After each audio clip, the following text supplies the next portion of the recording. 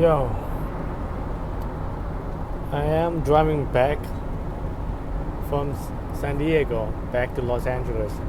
It's been quite a weekend. I'm super tired and sleepy right now. But I gotta make it back tomorrow so I can move my car because of the street sweep. San Diego is very interesting place. It's kind of a mix between Portland and Los Angeles. It have that kind of weather, that kind of California-ish vibe, but also have kind of the mountain scene, have some sort of hills, a lot of up and down hills.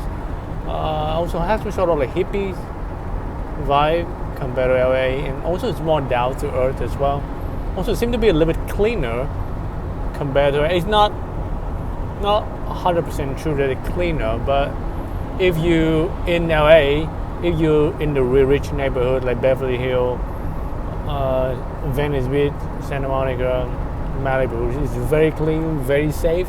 But as long as you cross the line to the neighborhood area like Skid Row or like any other places that not very rich, it changed right away. It's like a switch from very safe to very sketch, very dirty, and very dangerous. But here it's kind of even now a little bit.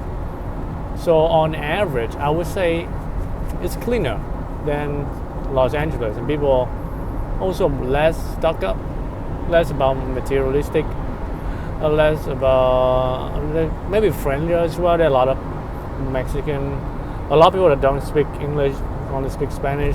So I think in general the vibe is better. I haven't stayed here that long or game here that long to tell, but so far it seemed very interesting and I didn't have time to do it. I took the bus, 5 hours bus from noon until 5:30, maybe more than 5 hours. Came here to see the van. This is the van. I will have I think I showed it on the previous slide. This is the van, and it seemed like the good decision to do it, even though I don't have a lot of saving. I can't. This car cannot pass the smoke test, which is the test where you have. It's like a maintenance test that California have. You have to pass in order to register under your name. And this car has some small issues, but the main issue is couldn't pass the test. And in order to pass the test, you have to pay another, I don't know, maybe $1,000 more to fix it in order to pass the test, and then you can register under my name. So the previous owner, the hippie girl that owns the car, she couldn't really sell it to anyone, even though there's a lot of people interested. And I was the first one to show up, and I saw like the crystal photos on her van.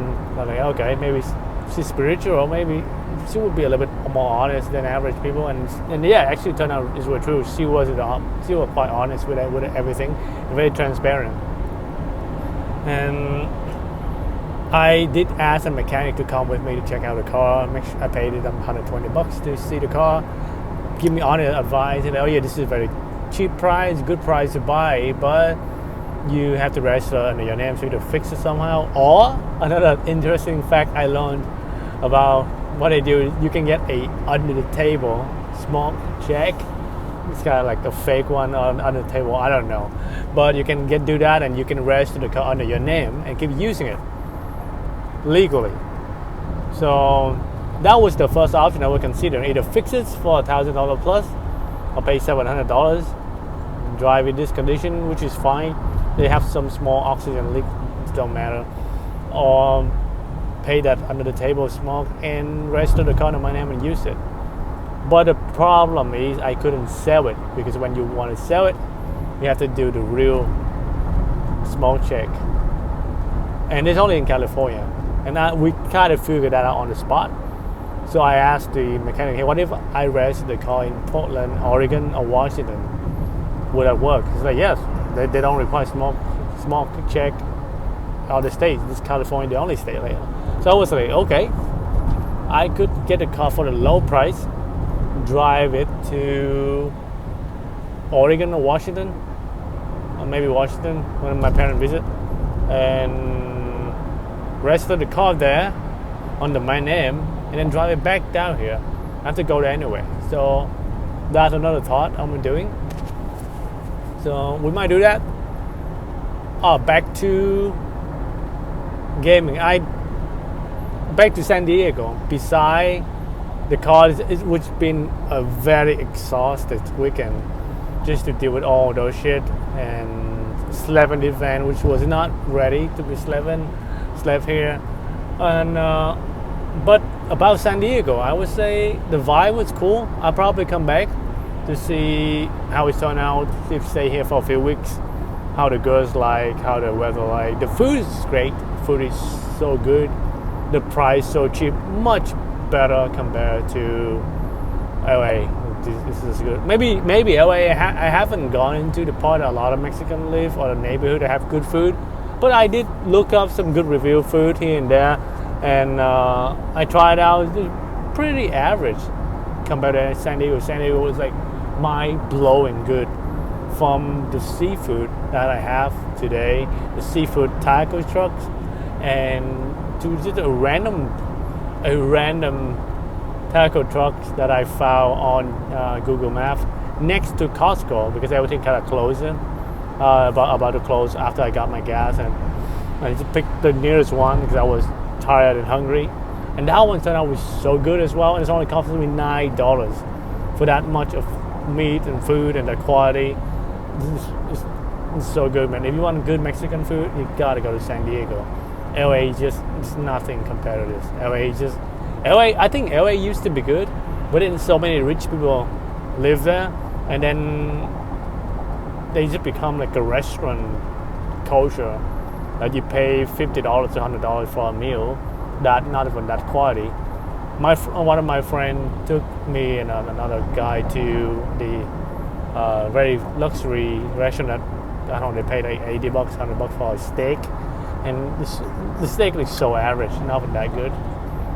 But San Diego was good, and I was only here for 2 days, and the first night I have some meat and whole food that I usually do, is hot bars and salad, good keto diet, so I can have the energy to do a lot of shit, especially this weekend. Then I tried 2 food trucks, and it was so good. I think 2, yeah, nothing else. Yeah, the only 2 food trucks that I tried so far. I mean, I did find a good rating one, but like even the average rating that doesn't have that's much review compared to the one I tried in California is just outdoing it so much.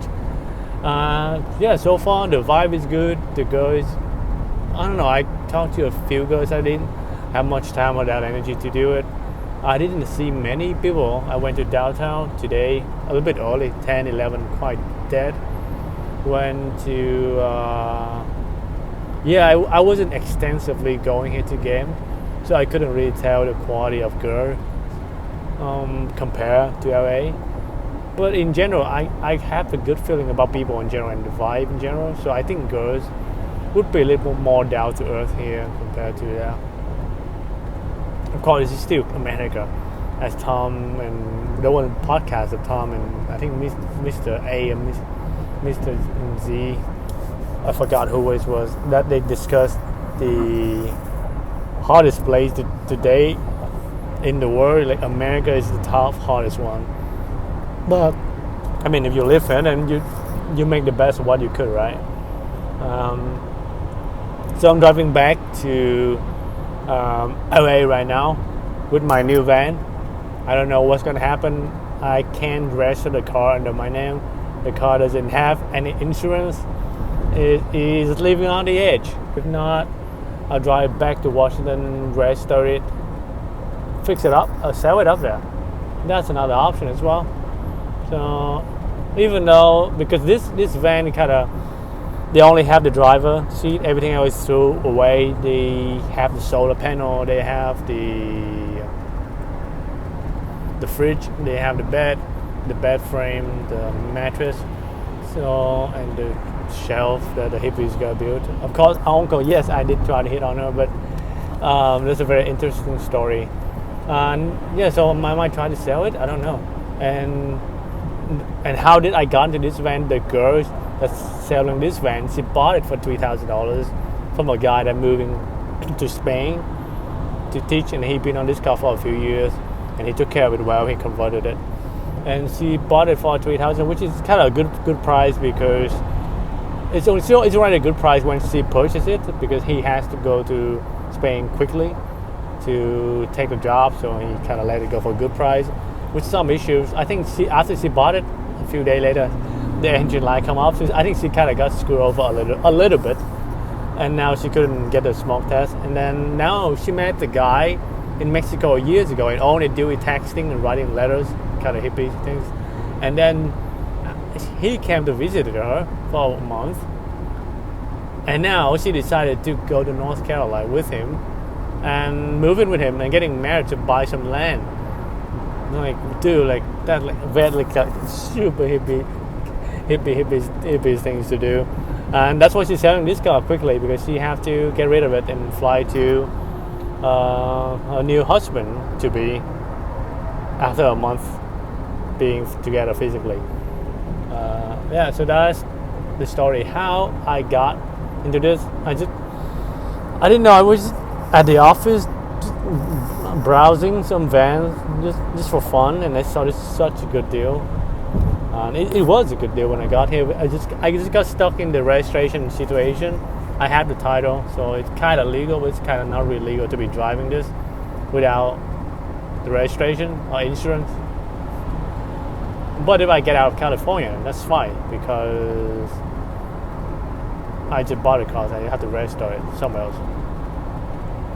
And so I'm not going to be driving this much around California, just park it there. I have to head back to Washington in, I don't know, next month for a month, because my parents visiting.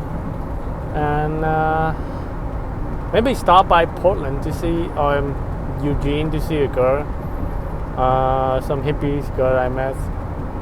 I kind of miss the mountains compared to this. I'm not an ocean guy, a beach guy that much, even though that bunch of bikinis on the beach I can take him on, but wasn't really my vibe.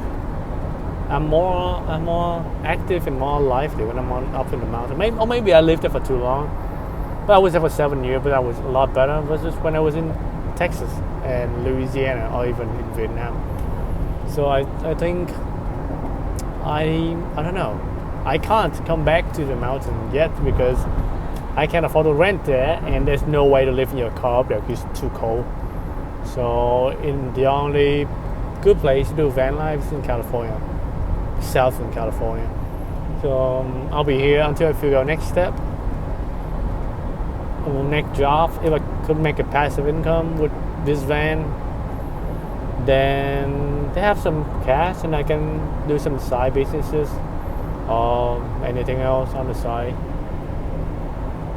I don't know. Just going with the flow. I never thought I would be doing this. It was really scary when I gave up the apartment in Seattle and moved out down here. But now everything feels kind of normal. Like, yes, it's fine. Just go with the flow. Things might not turn out as I wanted. It could be shitty. This might not work. This car might not work. I'm okay with the risk I'm taking. And it's funny when we negotiate, you see 2,100, but the paperwork was 700. So I said, how about 1,400? She kind of hesitated. She want 1,800. And then I know, like, I don't want to lowball you, but if I have to pay that on the table, small check, it's gonna be 700. So I do calculation, that would be 1,400. But I told her, hey, I know you need the money. I know a lot of people are interested, but you gave it to me first. I don't want to lowball you. How about we do this? I open my bank account. I show her my last paycheck from my job that they're about to fire me next week. The last paycheck was $1,534 and some change. Then I said, how about I give you the complete exact number of my last paycheck, and then we make a deal. So that, okay, let's do it. And it's kind of funny. I wasn't thinking of doing spiritually because she was spiritual and she liked that, and I know she liked that also. But I didn't do it because I think I'll get a deal from that. But I kind of believe in that somewhat. I'm somewhat spiritual a little bit as well. I'm like, hey, this is the exact number, and it's funny. I signed out the exact number of my last paycheck for the car. So we had a deal on that. So technically, yes, it's a good story for my book as well. I used my last paycheck to buy a van and living the van life, hobo lifestyle in California, and see how it's turned out. I have no idea. Now I have 2 cars.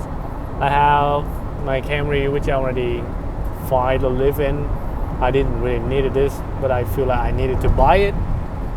To buy, to sell, to rent, to flip, I don't know, but I had a feeling I trusted my gut this time. I grabbed the car, I took the bus, 5 hours, get the car, and now we're here. Let's see where it brings us. I will give you an update on the next adventure. This is a travel video, so I don't want to make it into a podcast. But I just was on a rant, and I was driving back. I'm sleepy, so I want to talk to you guys a little bit versus just showing you guys the traveling and the food and the interesting thing. If people don't like this part, just skip it. If you like to listen to me rant, and just keep it on.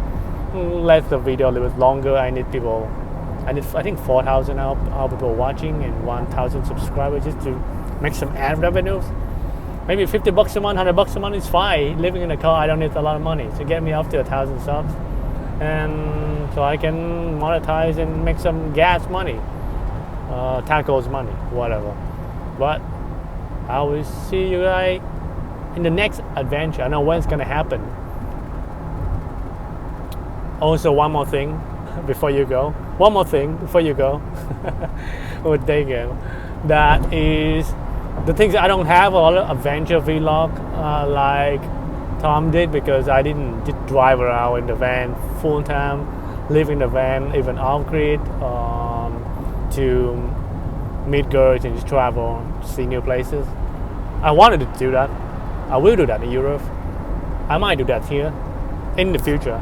But for now, what I've been doing is I'm doing more of the urban camping, of the stealth camping, where I park the car within the city and make it stealth, so people don't know that I live there, and be very subtle of coming in and out so people don't notice, and just use the amenities of the city, which is public bathroom, public showers, coffee shop, Wi-Fi, air conditioning, everything that the city got for public, or sometimes even not super public, semi-public, that you can use to take care of your basic need of food, shower, and etc.